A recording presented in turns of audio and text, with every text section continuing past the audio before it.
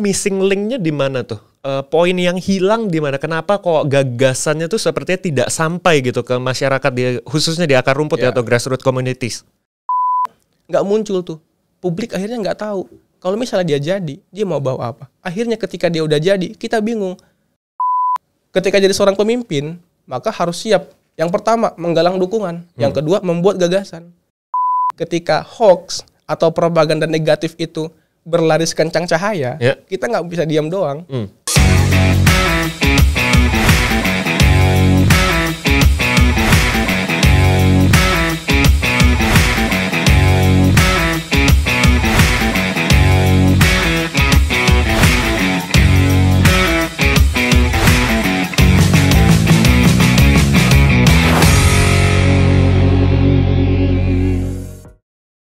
Halo, selamat datang di podcast KPU RI edisi spesial Pemilih Muda. Nah, mungkin teman-teman berasa ada sedikit yang berbeda nih di podcast ini hari ini, karena memang ini edisi spesial khusus Pemilih Muda.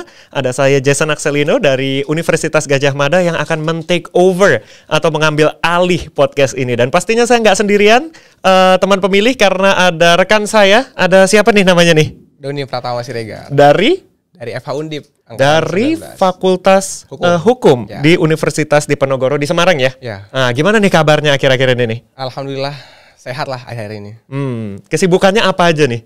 Ya kesibukan mahasiswa tua biasa, skripsian. Waduh, lancar-lancar tuh. Insya Allah lancar sampai kesimpulan. Wah, mantap. Berarti udah sedikit lagi ya? Sedikit lagi. Sedikit lagi perjuangan menuju kelulusan. Iya, sedikit lagi aja. Oke, nah ini karena kita akan membahas nih tema yang luar biasa menarik ya, karena podcastnya juga di KPU. KPU hubungannya apa nih ya?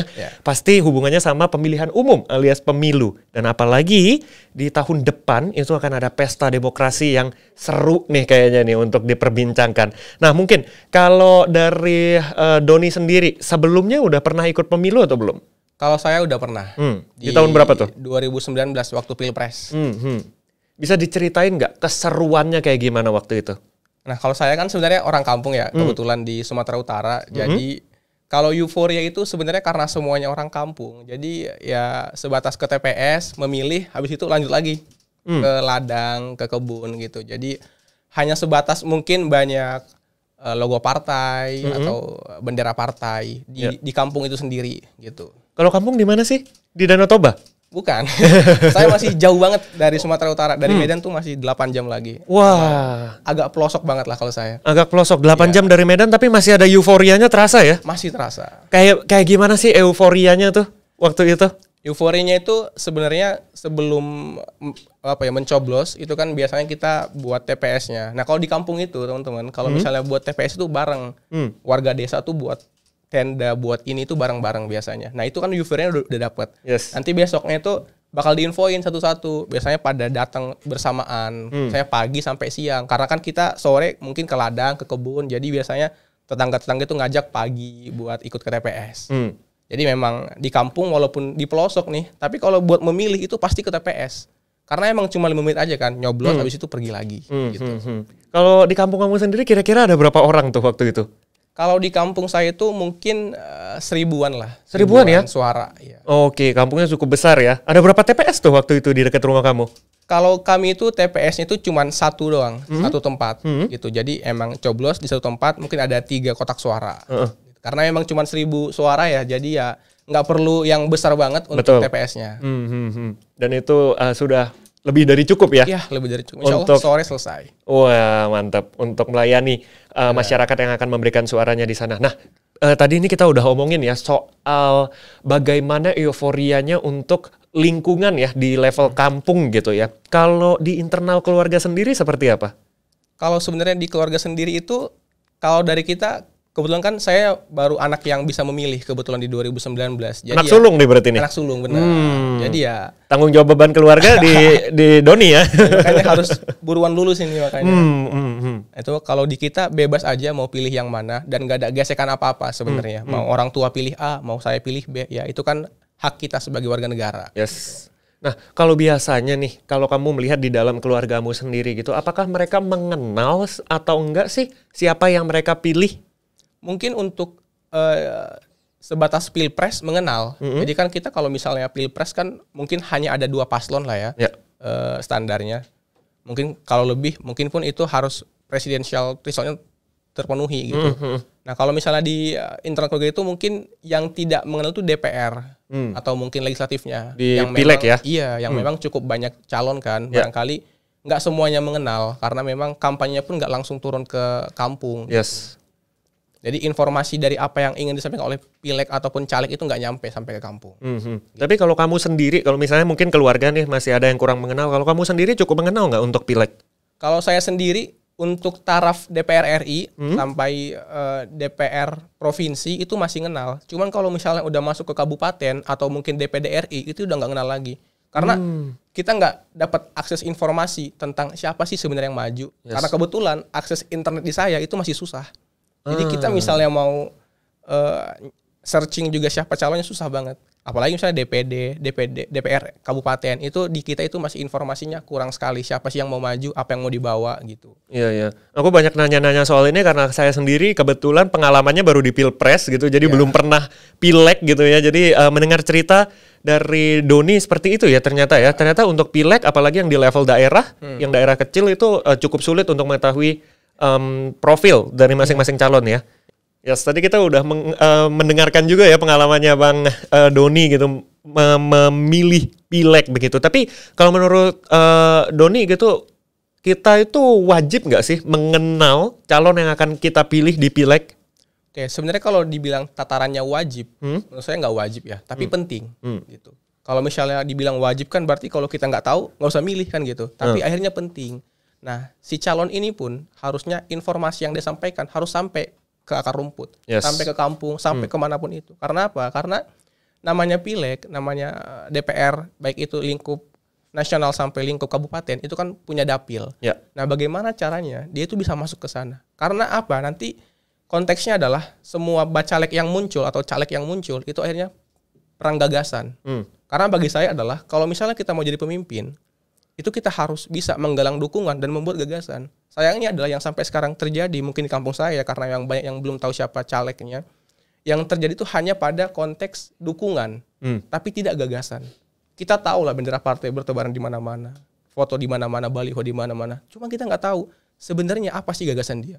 Sebenarnya kalau mau dia jadi caleg, mau bawa apa untuk dapil kita? Itu yang mungkin sebenarnya penting untuk diketahui dan untuk caleg pun penting untuk menyampaikan kepada seluruh dapil yang ada. Gitu. Menurut kamu missing link-nya di mana tuh? Poin yang hilang di mana? Kenapa kok gagasannya tuh sepertinya tidak sampai gitu ke masyarakat khususnya di akar rumput ya atau grassroots communities? Karena kalau bagi saya di mana apa yang hilang dari itu? Yang pertama adalah mungkin besarnya wilayah ya, besarnya daerah pemilihan. Dan yang kedua adalah fokus mereka akhirnya fokus untuk mendulang dukungan. Yang sayangnya kalau misalnya ngomongin orang-orang mungkin yang di akar rumput itu fokus pada siapa sih yang didukung orang, akhirnya muncul tuh, wah ini ya udah pilih aja.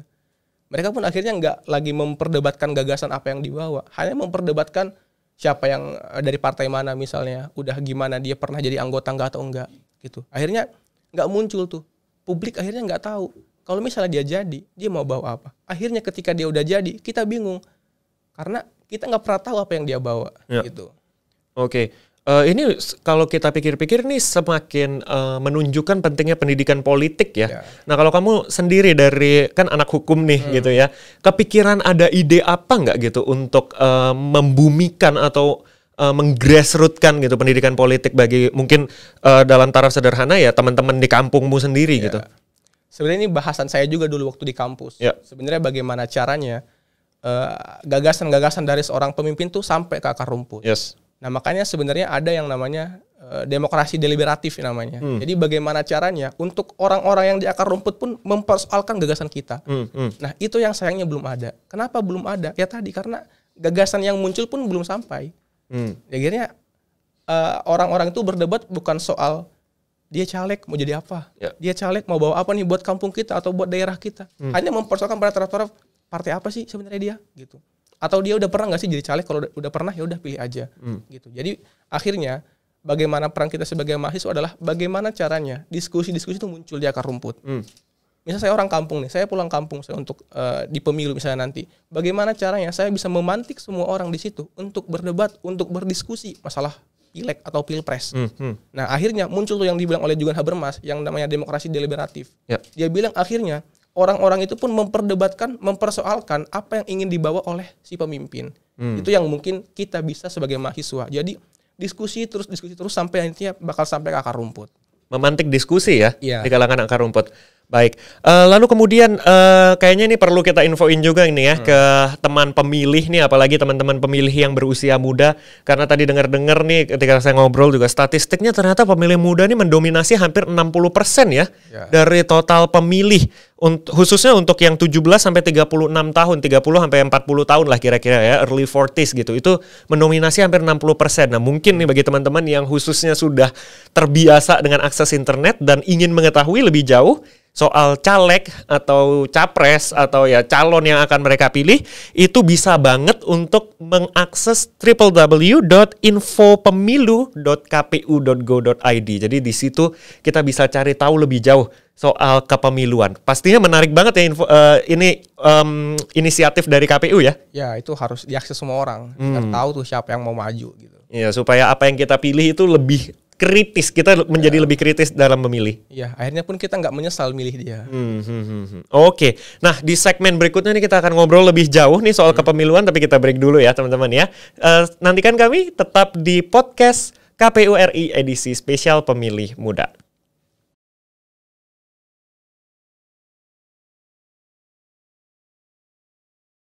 Hello, balik lagi di podcast KPU RI edisi spesial Pemilih Muda. Masih ada gue di sini, Jason Akselino dari UGM, dan ada Doni ya, dari Undip di Semarang. Nih kita beda kota tapi dipersatukan nih sama podcast KPU RI, luar biasa banget. Nah, tadi di segmen sebelumnya teman-teman kita udah ngobrol cukup banyak ya tentang situasi pemilu gitu. Gimana serunya pemilu, gimana euforianya pemilu di kampungnya kamu ya, di Sumatera Utara yang 8 jam dari Medan itu ya. Nah, pastinya nih sebagai mahasiswa ya sudah mulai punya daya kritis, daya berpikir kritis, dan pastinya bisa mengidentifikasi persoalan gitu. Menurut kamu nih, apa sih yang menjadi masalah di sana? Kenapa kok bisa akses informasi itu terputus di sana? Dan apa harapan kamu agar warga di sana bisa lebih teredukasi nih, lebih mengetahui soal pilihan politiknya? Oke, kalau saya sebagai mahasiswa ya, dan kebetulan kan saya di Jawa. Ini kali pertama sebenarnya saya kuliah, akhirnya langsung ke Jawa. Dan melihat bagaimana bedanya akses informasi yang ada di sini dan juga di sana. Nah, sebenarnya kalau saya dibilang apa sih persoalannya? Persoalannya barangkali saya nggak tahu karena itu kan masalah internet. Saya sebenarnya nggak tahu apa persoalannya, kenapa akhirnya nggak masuk. Cuman harapan saya adalah bagaimana caranya akses di setiap perkampungan, di setiap pedesaan tuh muncul tuh internet. Biar apa? Biar warga-warga setempat, misal di pemilu, itu akhirnya tahu mana informasi yang memang fakta, mana yang hoax. Karena kadangkala kelemahan-kelemahan ketika informasi itu cuma satu pintu, nggak kefilter. Jadi ada share di Instagram, di Facebook, di Twitter, orang semua percaya karena hanya ada satu akses yang bisa diakses gitu. Akhirnya apa? Akhirnya untuk membuat satu hoax atau sebuah propaganda yang negatif itu jadi mudah ketika akses itu pun terbatas.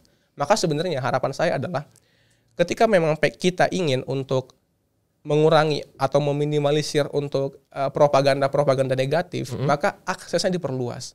Supaya apa? Supaya bisa nih kita filter mana sekiranya yang informasi-informasi yang ya mungkin emang itu nggak benar, atau mungkin aja benar cuman memang dipotong-potong videonya. Kan sekarang banyak banget video yang dipotong, di-share di WhatsApp, semua percaya. Nah, di TikTok gitu ya. Iya, itu kondisinya sekarang sampai saat ini seperti itu. Jadi akhirnya adalah mudah sekali untuk memecah belah masalah politik di kita gitu. Oke, jadi sebenarnya poinnya di sini adalah masyarakat itu mesti punya kemampuan selain sudah diberikan akses gitu ya, pastinya harus aksesnya harus ada dulu gitu ya.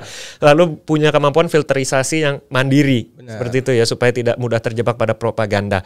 Tapi nanti kita akan ngomongin soal filterisasi informasi lebih jauh, tapi aku pengen balik ke pertanyaan yang cukup basic gitu. Menurut kamu tuh sebagai mahasiswa yang suka berpikir idealis nih, pemilu itu yang ideal seperti apa sih? Pemilu yang ideal ya. Mungkin satu kata nih jawabannya nih. Satu kata ya? 2 kali. 2, oke. Tarung gagasan. Tarung gagasan. Kenapa itu begitu penting? Karena saya melihat ya, karena kan saya baru sekali memilih. Yang saya lihat adalah kita sedikit sekali mendiskusikan tentang ide-ide, pikiran-pikiran dari seorang calon. Akhirnya kita nggak tahu kita milih apa. kita tahu kita milih siapa, tapi nggak tahu kita milih apa. Kenapa kita nggak tahu? Karena siapanya kan orangnya. Apanya ini adalah apa yang akan dia bawa. Itu kita nggak ngerti. Akhirnya apa? Akhirnya bagi saya, pemilu yang ideal adalah pemilu yang memang tarung gagasan. Bukan banyak-banyakan daerah kampanye, bukan banyak-banyakan masa di kampanye, enggak. Gitu. Karena tadi saya highlight bahwa ketika jadi seorang pemimpin, maka harus siap. Yang pertama, menggalang dukungan. Yang kedua, membuat gagasan. Dukungan tanpa gagasan sama dengan nol, nihil kan. Ya. Ada dukungan doang, nggak ada gagasan. Akhirnya nol. Tapi gagasan baik tanpa dukungan sama dengan nol juga. Kenapa saya bilang nol? Karena muncul gagasan yang baik tapi tidak disertai dukungan yang banyak, itu nggak jadi gagasan. Sebaik-baik apapun kita menggagas, kalau kita nggak menang, nggak jadi tuh barang. Gitu. Makanya saya kira adalah bagaimana nanti ini biar ideal, itu seimbang. Antara memikirkan dukungan, memikirkan koalisi barangkali, dan juga memikirkan gagasannya. Supaya apa? Supaya ada kemajuan lah di masyarakat kita. Yang tadinya cuman ikut-ikutan kampanye, akhirnya bisa mendiskusikan hal-hal yang substantif. Gitu. Yes, berarti poinnya adalah keseimbangan di antara kedua elemen itu gitu ya, antara gagasan dan dukungan. Karena berdasarkan observasi kamu selama ini sepertinya kok jomplang gitu ya, sangat berorientasi, diskursusnya itu sangat berorientasi pada figur ya, bukan pada gagasan. Iya benar. Dan gagasan itu yang kamu inginkan. Oke, dan pastinya nih kalau kita ngomongin gagasan gitu ya, gagasan itu kan pasti untuk memperoleh dukungan itu kan harus disebar tuh informasinya. Nah sekarang kita balik lagi nih ke poin bahasan kita yang tadi nih, soal filterisasi informasi. Menurut kamu nih, supaya masyarakat khususnya di akar rumput gitu atau di grassroots communities untuk memperoleh kemampuan untuk filterisasi informasi secara mandiri itu mereka mesti gimana sih? Kalau bagi saya, kita sebagai mahasiswa tuh harus mulai dulu gitu. Karena kita kan banyak julukan ya. Iron Stock lah, agen perubahan lah. Jadi coba mulai dari kita. Apa yang pertama? Yang pertama adalah kalau misalnya ada hoax, jangan ikut-ikutan. Ada propaganda negatif, jangan ikut-ikutan. Tapi sayangnya, ketika hoax atau propaganda negatif itu berlari sekencang cahaya, kita nggak bisa diam doang. Cuman dia lewat, kita diam aja. Nggak bisa. Ini kita harus batasin tuh. Gimana cara membatasi kita? Jadi kita akhirnya coba untuk membuat. Kita kan punya Instagram, semua punya Facebook. Saya sering sebenarnya buat di Instagram apa yang memang sebenarnya faktanya. Gitu. Jadinya orang-orang tahu bahwa wah ini ternyata harus di cross check lagi nih, lebih jelas gitu. Karena tadi saya bilang ketika hoax dan propaganda negatif itu berlari sekencang cahaya, kalau kita cuma diam doang, dia cuma lewat aja, paling cuma misi gitu doang. Tapi kalau kita batasin kan akhirnya jadinya orang-orang yang mendapatkan informasi itu pun punya sudut pandang lain. Tidak hanya kacamata kuda tuh yang cuma ke depan terus, aja. Iya, jadi akhirnya semua orang tuh dapat sudut pandang yang banyak dan bebas dia milih yang mana. Jadi kalau misalnya sudah mulai ada kampanye-kampanye bernuansa negatif begitu ya, itu salah satu peran yang bisa dilakukan mahasiswa adalah report mungkin ya kalau misalnya itu ada di sosmed gitu ya. Mungkin membuat antitesa dari hoax itu tepatnya. Jadi nanti kesimpulan yang dibuat oleh si pembaca dari tesis tadi dan antitesa itu akhirnya ya dia dapat dikembalikan lagi ke pembacanya begitu ya. Jadi ya paling tidak kita harus selalu siap menjadi antitesa hoax itu sendiri. Providing the counter argument. Waduh, keren tuh. Oke, kalau kita ngomongin sosmed kayaknya mungkin berasa terlalu luas gitu ya. Kalau di keluarga sendiri gitu, kayaknya kalau saya pribadi gitu ya, kayaknya berasa banget tuh ya broadcastan di grup-grup WA gitu. Nah kalau peran mahasiswa di keluarga sendiri gimana tuh kalau menurut kamu? Kalau peran mahasiswa di keluarga kadang-kadang kan kalau grup di keluarga itu kan agak sensitif ya. Kadang-kadang kita bijak itu masih kecil ya sok bijak. Yoduh. Tapi paling tidak kita coba share hal yang lain yang memang tidak berbau-berbau itu. Kebetulan kalau di saya karena emang nggak ada internet ya orang tua saya juga nggak pakai Android gitu. Jadi emang grup kita juga nggak ada gitu. Masih cukup kondusif gitu ya. Pembicaranya pembicaraan langsung ya, bukan texting via WA ya. Kita mungkin kalau milih calon itu ya yang memang keluarga gitu ya, emang maju keluarga kita dukung. Karena memang mau gimana pun hoax yang beredar, kalau nggak ada Android, nggak ada internet, nggak bakal nyampe gitu. Akhirnya alhamdulillah kalau di keluarga saya itu nggak pernah ada konflik masalah broadcast grup WhatsApp gitu. Iya. Kalau itu kan kita udah ngomong ya barusan peran kita sebagai mahasiswa. Kalau kamu sebagai mahasiswa melihat nih platform media sosial itu sudah cukup memberikan perlindungan nggak sih terhadap black campaign, hoax dan kampanye yang bernuansa negatif lainnya? Ya kalau misalnya ngomongin media sosial kan nggak bisa kita kontrol ya sebenarnya, karena kan orang-orang bebas untuk share apa yang mau dia share, membuat satu postingan. Jadi sebenarnya kalau di kita ini yang bisa kita kelola adalah mungkin dari KPU sendiri kan pasti ada untuk pengolahan informasi, filtrasi informasi. Cuman tadi saya bilang bahwasanya sekarang ini banyak banget akun Instagram, siapa aja bisa buat Instagram, buat Facebook, buat WhatsApp. Jadi ya mungkin kalau dari saya pribadi sebagai mahasiswa cukup menjadi penengah konflik aja. Jadi kalau misalnya kamu nggak bisa menyelesaikan, jangan ikut-ikutan. Gitu. Kalaupun misalnya kamu nggak bisa menyelesaikan, ya udah lebih baik diam, nggak ikut-ikutan. Karena bagi saya bahwa kita kan punya privilege sendiri kan sebagai mahasiswa. Jadi itu harus dijaga, itu harus dibuktikan bahwa memang kita ini adalah seorang intelektual. Wes, membuktikan diri sebagai seorang intelektual yang apa-apa debat gagasan gitu ya, bukan debat personal. Benar-benar. Oke, kita udah denger nih gagasan-gagasan dari Doni gitu, ide-ide dari Doni gitu mengenai seperti apa pemilu yang ideal. Pastinya nanti obrolan kita akan berlanjut lagi di segmen berikutnya, pasti nggak jauh-jauh bahas soal kepemiluan. Maka tetap jangan kemana-mana, tetap di sini di podcast KPU RI edisi spesial Pemilih Muda.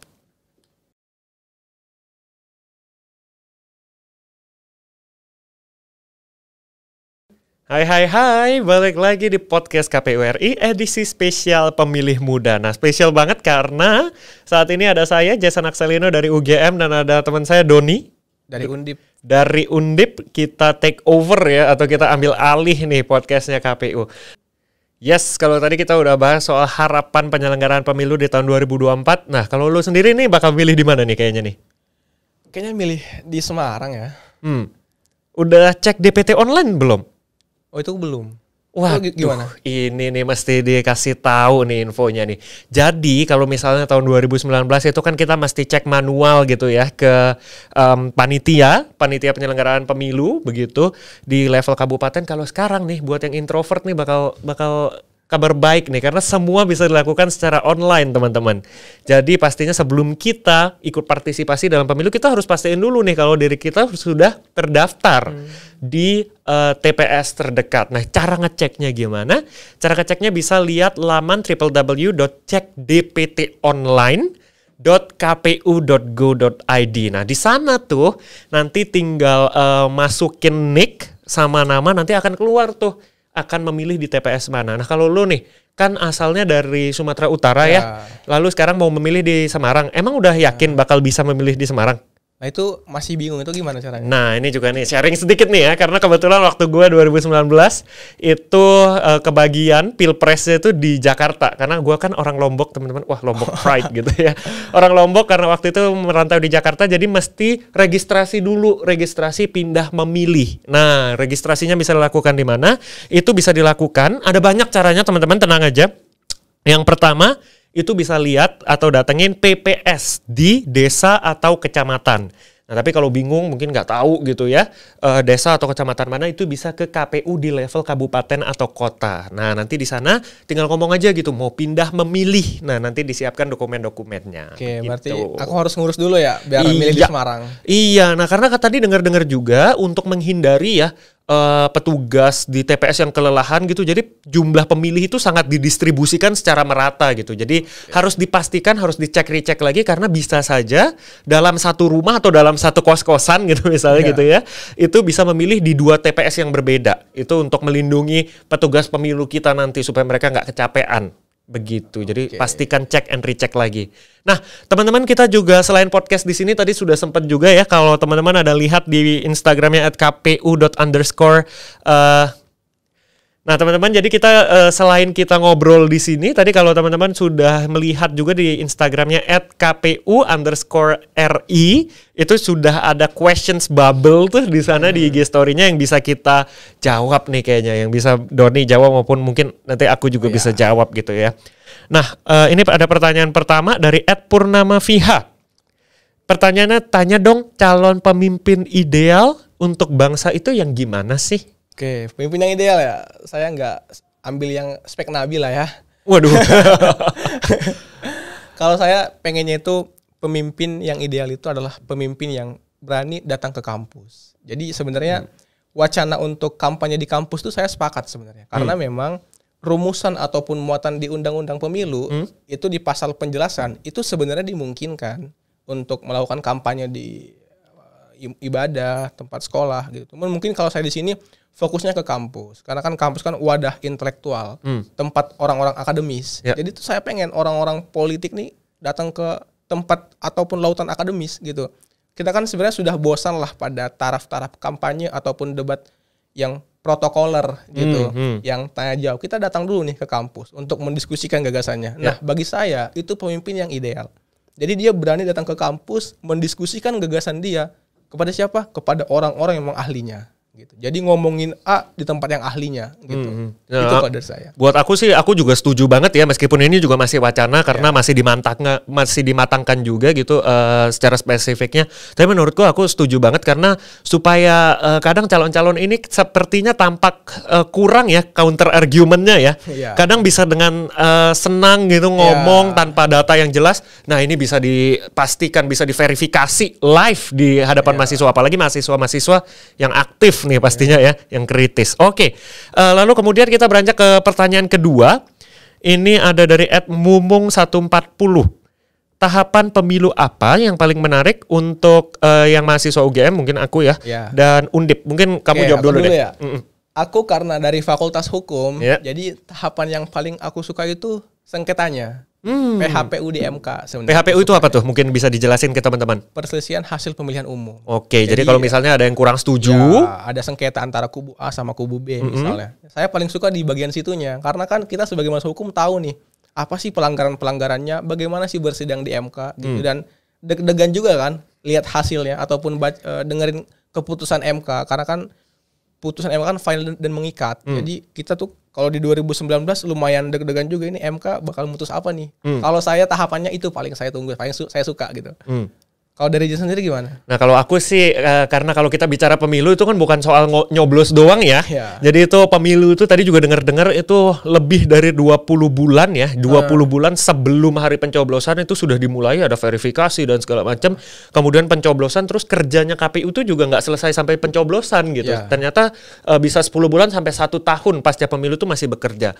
Kalau aku sih mungkin nggak ada fase spesifiknya gitu ya, because I enjoy the whole process gitu, kayak seru aja, apalagi aku yang ketertarikannya di bidang media gitu, jadi kayaknya seru aja gitu menyaksikan bagaimana politik itu, bagaimana dinamika politik itu berubah gitu selama tahapan-tahapan pemilu itu buat aku seru banget sih. Jadi menikmati semua momennya. Yes, enjoying all the moment.